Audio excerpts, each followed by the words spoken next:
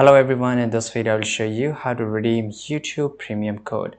So this is YouTube Premium here, which you can see this here, and I'm just getting 2 months free for $0. That's really good. But after the trial get finished, they're going to charge me around 30, which is exactly $14 per month. And this offer ending in 7 days, which they usually say it every time. Now, if you're looking for redeem YouTube Premium code here, which you can enter it here.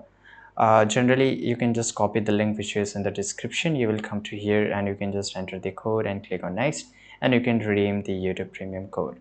Right, so this is how you can do it, but this can usually happen while purchasing any of the plan here. So let's go. If I just go and click on try 2 months plan, here they will give me an option to add payment method. So let's say I will just add a debit and credit card here, click on start 2 month, and from here I can just enter the credentials, right? And once I save the card, I will get this option to enter the premium or the redeem code. This is it guys, thanks for watching this video. Subscribe.